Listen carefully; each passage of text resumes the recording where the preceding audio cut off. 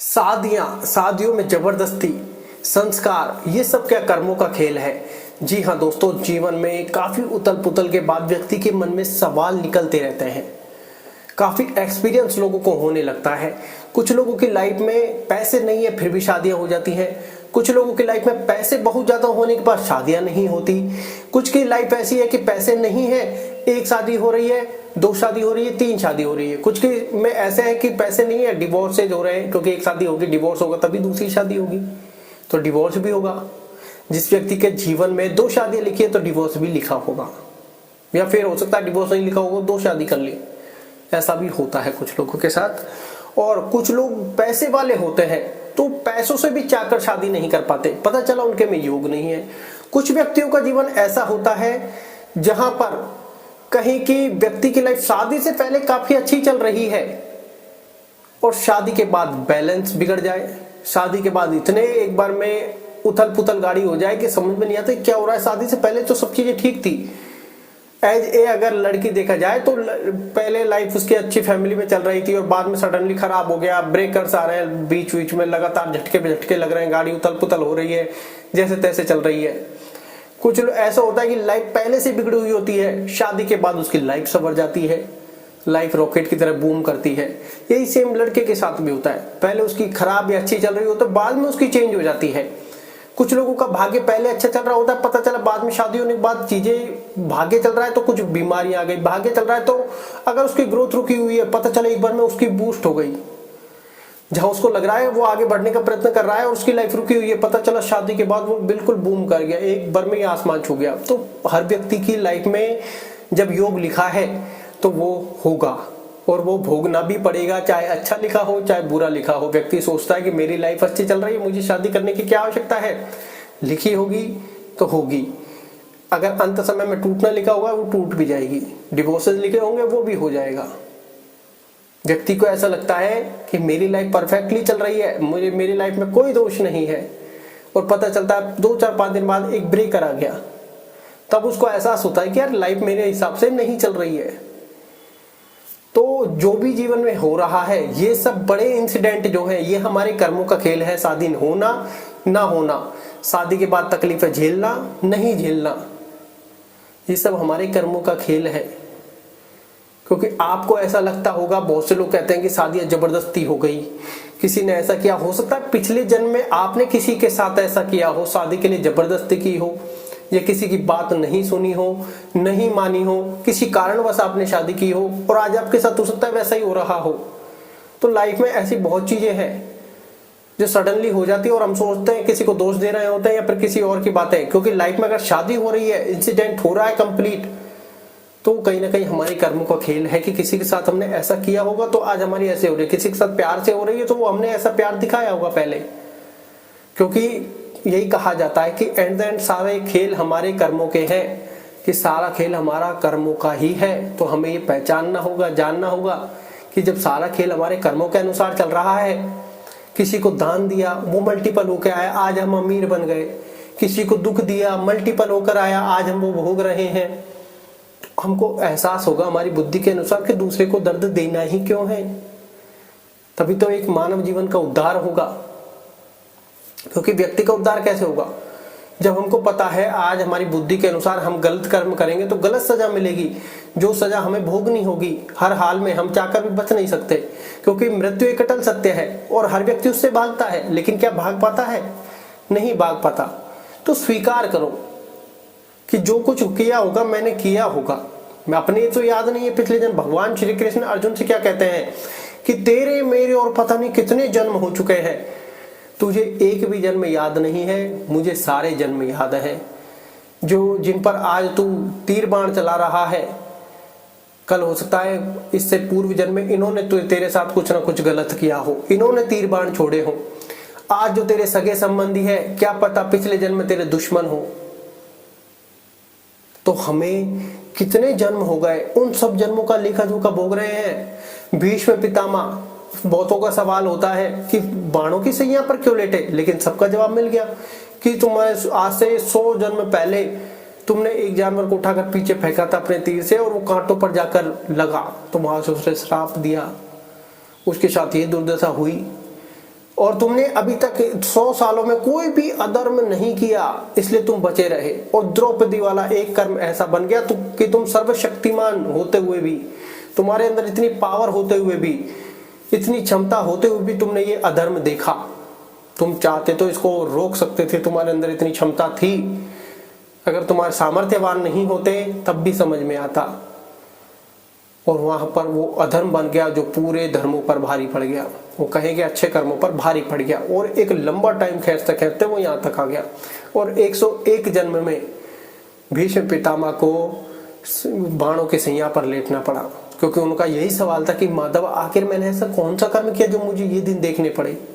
तो कहें कि हर व्यक्ति को अपने अपने जीवन अनुसार भोगना है कर्म, ये बात आपको एक्सेप्ट करनी होगी। क्योंकि आप हमारी मेंटल स्थिति को हम अपने आप ही बिगाड़ लेते हैं, क्योंकि हम चीजों को एक्सेप्ट नहीं करते हैं। आज हमारे साथ कोई बड़ी घटना घटी है, तो अगर घटी है तो इसके पीछे कोई ना कोई कारण तो जुड़ रहा होगा। हमारे पिछले कर्म याद नहीं है, लेकिन अगर हमारी चाकर भी पेश नहीं खा रही है तो एक्सेप्ट करना होगा कि हो गई, अब एक्सेप्ट करो और जो है उसके साथ खुश रहना सीखो, क्योंकि तभी हम जीवन में आगे बढ़ सकते हैं। क्योंकि अब हम करेंगे क्या, पछतावा करेंगे, चिंता करेंगे, रोएंगे, या फिर अपने आप को कहेंगे हमेशा चिड़चिड़ापन, क्रोध, द्वेष भाव, ईर्ष्या, और कहीं ना कहीं हम अपनी लाइफ को और ज्यादा खराब करते रहेंगे। क्योंकि हमारे सोचने से, हमारा पछतावा करने, चिंता करने से कोई भी चीज बदलने वाली नहीं है, ये हम सब जानते हैं। लेकिन फिर भी होता है, हम ये मानते हैं, लेकिन कहीं ना कहीं हमें ये बात माइंड को समझानी होती है, हमारे मन को समझानी होती है कि कहीं ना कहीं हमको ये चीजें माननी होगी कि कहीं ना कहीं हमारा कर्माज ऐसा बना है, जो कर्म का फल है वही तो हम भोग रहे हैं। क्योंकि बड़े इंसिडेंट फिक्स है। अब ये बात वो रिलेट कर पाएंगे जिनके पास खुद की जन्म कुंडली है और उन कुंडली के अनुसार चीजें चल रही हैं। अगर वो किसी ने दिखाई हो तो वो सारी चीजें जानता है, उसका कहीं ना कहीं योग बना होगा, उससे पहले उसने एफर्ट लगाए होंगे, किसी रिश्तेदार ने टांग अड़ाई होगी, या फिर होता होता रिश्ता टूट गया होगा। आपको सब चीजें अच्छी लगी होंगी, लेकिन चीजें बिगड़ गई। बाद में कुछ लोग अफसोस करते रहते कि यार ये मुझे चीज चाहिए थी, मिली नहीं, लेकिन पता चला इससे और अच्छी चीज आपको मिल गई। तो लाइफ में सारी चीजें होती है, क्योंकि जो रिश्तेदार जुड़े हुए हैं ये भी तो हमारे प्रारब्ध अनुसार है, क्योंकि ये भी तो अपना कर्म करने के लिए आए हैं, ये भी तो अपना कर्म भोगने के लिए आए हैं। आज जो टांग अड़ जा रहा है, इससे हमारा पिछला कुछ रिलेशन रहा होगा, कहीं ना कहीं हमने टांग अड़ जाई होगी, क्योंकि लाइफ है, चलती रहती है। आज के जीवन को अगर उठाया जाए तो कहीं ना कहीं आपने किसी के विचारों के साथ नेगेटिव कहा होगा, किसी के ऊपर आप हंसे होंगे, कोई आज आपके ऊपर हंस रहा होगा, किसी के साथ आपने जबरदस्ती की है तो आज आपके साथ जबरदस्ती की होगी, किसी को आपने आंख दिखाई होगी तो कोई आज आपको आंख दिखा रहा होगा। अगर आप किसी से डर रहे हैं आज, तो क्या पता कल आपने उसको डराया हो। तो लाइफ के ऐसी चीजें, काफी चीजें मिलती है। क्योंकि बहुत से लोगों का मानना है कि मैं जिसके ऊपर हंसता हूं, आज प्रकृति मेरे ऊपर कोई ना कोई चीजें ऐसी हो जाती है कि मेरे ऊपर लोग हंसने लग जाते हैं। तो ये सब व्यक्तियों के साथ है, और व्यक्ति को कहीं ना कहीं मानना पड़ेगा, क्योंकि व्यक्ति का उद्धार जब तो होगा कि व्यक्ति समझेगा कि अगर आज मैंने किसी के साथ गलत किया तो आगे मेरे साथ भी गलत होगा, चाहे वो इस जन्म में हो, चाहे अगले जन्म में हो, चाहे उससे अगले जन्म में हो, होना निश्चित है। तब व्यक्ति का मानव जीवन में एक सुधार आता है। क्योंकि वो कहते हैं ना, एक कर्म ऐसा हो जाता है जो दुख भरा हो जाता है, वो हमें सीख और शिक्षा दे जाता है, और मानवता में फिर उसकी परीक्षा होती है कि आज जो हमें कहे कि सीख और शिक्षा मिली है दुख की परिस्थिति में, अब हमारे लिए अच्छा करने की बारी आई है हमारी बुद्धि के अनुसार, कि हम अपने कर्मों को हमारी बुद्धि के अनुसार अच्छे से अच्छा करने का प्रयत्न करते हैं। कैसे, जैसे मान लो दुख आ गया, सीख मिल गई, शिक्षा भी मिल गई वहां से कि हमें जीवन में हमारे कर्मों की सजा हमें भुगतनी पड़ी है। अब हम यहाँ से अच्छे कर्म करने लग जाएंगे, दान करना हो गया, दक्षिणा देना हो गया, कोई अपने घर पे कोई कुछ मांगने आ गया तो उसको 2 वक्त का खाना दे दिया, कुछ लाइफ चलाने के लिए पैसे दे दिए, जितना हमारे सामर्थ्य अनुसार है। अगर हमारे पास नहीं है, हाथ जोड़कर विनम्र स्वभाव से उससे क्षमा मांग ली, और या फिर कहीं कि उससे हाथ जोड़कर विनम्र निवेदन कर लिया, ठीक है। आंख दिखाना, गुस्सा दिखाना, लात मारना, घर से भगा देना, ये हमारे बैड कर्म आज में ऐड हो जाएंगे। ऐसा नहीं है कि आंख दिखाने को भी कर्म नहीं बन रहा, कर्म बन रहा है। जैसे कहते हैं ना, सन्यासी जीवन का तो कोई कर्म नहीं होता। सन्यासी जीवन यज्ञ कर रहा है, हवन कर रहा है, दैनिक दिनचर्या कर रहा है, भिक्षा मांग रहा है, ये भी तो उसका कर्म है। पशु पक्षियों के लिए दाना रख रहा है, कुटिया में रह रहा है, सारे उसके कर्म है। तो ऐसा नहीं है कि इस संसार में कोई भी व्यक्ति ऐसा हो जो कर्म नहीं कर रहा। कुछ लोग ये सोचते हैं यार वो सारे दिन सोता रहता है, वो भी कर्म कर रहा है। सारे दिन सोना, वो कहे ना जो सोवत है वो खोवत है। आज जो सो रहा है उसको ऐसा लग रहा है यार सारे दिन सो रहा है, इसको तो पैसे पैसे आ रहे हैं, ये उसके पिछले जन्मों का वो भोग रहा है। और आज वो सो रहा है, ये सोने को भी वो भोगेगा। अब कितना अच्छा कितना बुरा ये प्रभु ही जाने। तो लाइफ में हमको बहुत सी बार ऐसा लगता है जैसे हमारी शादी गलत व्यक्ति से हो गई, तो एट द एंड हमें वो भोगनी है।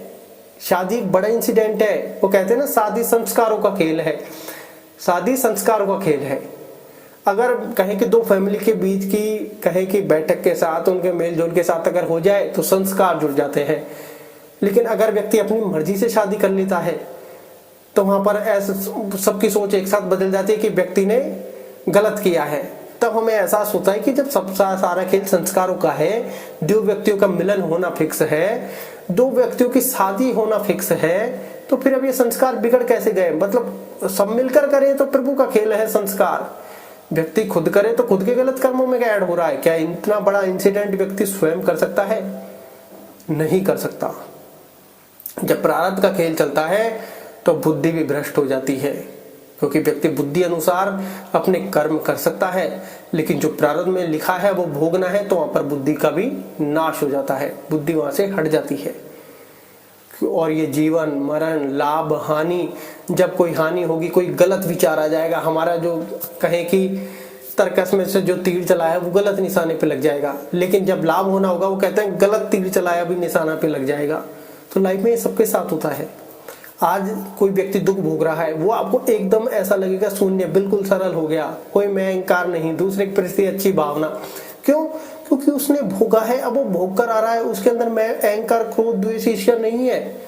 उसको पता है आज अगर मैंने की तो कल फिर भोगने के लिए मुझे तैयार होना पड़ेगा। क्यों? क्योंकि उसको सीख और शिक्षा मिली है कि अब तू मानव बन गया है, फिर से मैं और अहंकार तेरा नष्ट हो गया है, जा और अब कर्म कर और अच्छे कर्म कर। क्योंकि पूरे कर्म किए, वो मानवता की परीक्षा क्यों है? इसलिए ये है कि सीख शिक्षा मिल गई है, भैया बुरे कर्मों का बुरा फल है, जा और अब कर्म कर, फिर ऐड होंगे। फिर आपको एहसास होगा कि बुरे कर्म करने से तो हमेशा बचने का प्रयत्न करना है। आज हम लाइफ में ये सोचते हैं कि हम भगवान की पूजा कर रहे हैं, पाठ कर रहे हैं, गरीब व्यक्ति को भोजन खिला रहे हैं, साधु संतों का मान कर रहे हैं, दक्षिणा दे रहे हैं, पशु पक्षियों के लिए पानी रख रहे हैं, कुत्ते को भी रोटी खिला रहे हैं, कोई इनका नुकसान ना हो जाए उसका भी ध्यान रख रहे हैं, अपने माता पिता की सेवा कर रहे हैं, सबसे मिलजुल कर रह रहे हैं। तो ऐसा नहीं है ये कर्म नहीं है, लेकिन हमारी थोड़ी सी मनसा क्या हो गई है कि हम वो कहते हैं ना दुख की परिस्थिति चल रही है, हमें ये बता दिया जाता है ये अच्छा है, बता दिया जिसने अच्छा है, लेकिन इसको तो करने से तुरंत आपकी परिस्थिति बदलने वाली नहीं है। लेकिन ये नया कर्म बन गया आपका, जो आपका उद्धार करने के लिए इस गलत समय में ये चीजें मिल गई। इसको आप ऐसा मत देखिए कि इसका तुरंत फल मिलेगा, इसको ये देखिए कि दुख की परिस्थिति में आपको ऐसी चीजें मिल गई हैं, अगर मिल गई हैं और अगर भी, क्योंकि कुछ व्यक्तियों को पहले से पता होता है, मिल गई है करते रहें, रुके नहीं, क्योंकि ये चीजें आपके जीवन में अभी के आने वाले समय में आपकी हेल्प करेंगी, आपको अच्छे स्तर पर ले जाने की हेल्प करेंगी। और हम कहें कि जीवन को जो कोस रहे हैं हम इससे ऑटोमेटिकली बाहर निकल जाएंगे, क्योंकि आज हमको पता है आज जो हम कर्म कर रहे हैं वो हमारी नेक्स्ट लाइफ में जुड़ने वाला है, आगे आने वाले समय में प्रारब्ध बनने वाला है। तो यही कर्मों का तो प्रारब्ध बनेगा, यही कर्मों का तो प्रारब्ध बनेगा। हम जाने अनजाने ये सोचते हैं यार पक्षियों को पानी रखते रखते 1 महीना हो गया, मेरा तो कोई भला हुआ नहीं। अरे आपका कितना बड़ा भला आगे प्रारब्ध में प्रभु ने लिख दिया है, आप नहीं जानते। क्योंकि हम जाने अनजाने आज ये देखो दुख के बाद सुख आता है, क्यों आता है? फिर हमको ऐसा लगता है यार ऐसा तो कोई कर्म किया नहीं, यार मैं तो पशु पक्षियों को दाना मछलियों को आटा डालता था, बस यही किया मैंने। अरे ये कितना बड़ा है, मानव स्वभाव बुद्धि का यही तो है। जानवर सोच नहीं सकते तभी तो जानवर है, तुम इंसान हो, तुम्हारे पास बुद्धि है, तो उनका ध्यान रखना भी तुम्हारा कर्म है, प्रकृति का ध्यान रखना तुम्हारा कर्म है।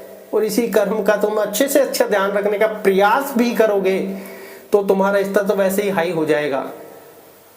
तब हमको समझ में आता है कि चीजें कहाँ ले जाती है। क्योंकि अगर आपको एक बार इन चीजों का प्रभाव दिखा दिया जाए कि एक बार एक मछली को दाना देने का फल क्या होता है, तो व्यक्ति कहेंगे ऐसे जोन में आगे बढ़ता जाएगा कि सिर्फ मछलियों को दाना खिलाएगा, बाकी कर्मांश को भूल जाएगा, क्योंकि जीव प्रकृति में बाकी कर्म भी करने पड़ेंगे। तब आपको एहसास होगा कि जिन चीजों की चाहे हम आज कर रहे हैं और जिन पशु पक्षियों का ध्यान हम रख रहे हैं, चाहे आज हमारे लोभ स्वार्थ के लिए, लेकिन कहीं ना कहीं वो ऐसा कर्म बन रहा है जो आपके प्रारब्ध में ऐड हो रहा है। तो अपने कर्मों को करें। ये बिल्कुल ना सोचे कि इसका फल मुझे आज मिलेगा, सिर्फ आप ये सोचे कि फल जब मिलता रहेगा मिल जाएगा, मेरा काम है दाना डालना। तब आपको पता चलेगा कि जो आपका फिलहाल का जो दुख है वो कम होने लग गया ऑटोमेटिकली। क्यों? क्योंकि अब आपकी भावनाओं का सबसे बड़ा खेल है। ध्यान रखें, दूसरे के प्रति हमेशा अच्छी भावना रखें, क्योंकि हमारे जो कनेक्ट है प्रभु से वो भावनाएं हैं। कि आज जो दूसरे के बारे में दुख की सोच रहे हो तो दुख भोगना पड़ेगा तुमको, क्योंकि वो कहते हैं ना, गड्ढा दूसरे के लिए खोदा है तो तुम्हारे लिए कोई बड़ा गड्ढा इंतजार कर रहा है, तैयार हो जाओ उसमें गिरने के लिए। तो इसलिए जरूरी है। और जब आप ये भावना से करोगे कि इसका फल जब मिलेगा मिल जाएगा, मुझे फल की चाह नहीं है, मेरे अंदर मानव स्वभाव है, मुझे प्रकृति का ध्यान रखना है। अब आप देखोगे जो फिलहाल की दुख की परिस्थिति चल रही है उसमें से आपका जीवन निकलने लग गया है, ऑटोमेटिक रास्ते खुलने लग गए हैं। क्योंकि वो कहते हैं सब जब सारे दरवाजे बंद हो जाते हैं तो प्रभु का द्वार खुला रहता है। प्रभु का द्वार पहले से भी खुला रहता है, प्रभु का द्वार कभी बंद नहीं होता और ना हो सकता है, क्योंकि हम सब उन्हीं की संतानें हैं। वो हमारा परम पिता परमात्मा है। जब हम कहीं बिल्कुल एक्सट्रीम फंस जाए और आपको लगे कुछ नहीं मिल रहा है, हाथ जोड़कर परम पिता से सहायता मांगे, अवश्य मिलेगी। ये बात आप ध्यान रखें, क्योंकि लाइफ का एक्सपीरियंस है और बहुत लोगों ने इस चीज का अनुभव भी किया है। तो आप ये ना सोचे आज जो हम कर्म कर रहे हैं ये व्यर्थ है, चाहे वो अच्छा हो बुरा हो, फल दोनों का मिलेगा। चाहे वो एक हल्का सा कुछ भी ऐब करने का हो, चाहे आप किसी एक पशु पक्षी या किसी को भी छोटी सी चीज भेंट करने का हो, फल दोनों का मिलेगा। ध्यान रखें, इसलिए हमेशा अच्छा प्रयत्न करें अच्छी चीजों करने का। आज जो आपकी लाइफ में हो रहा है ठीक है, अगर ये चल रहा है उसे एक्सेप्ट करो, मानसिक शांति मिलेगी, खुशी मिलेगी कि जो है मेरे कर्मों का खेल है, आज मुझे अच्छा करना है और इसमें से अपनी आगे की लाइफ को और अगले आने वाली लाइफ को बेटर बनाना है। ये बात आप ध्यान रखें। धन्यवाद।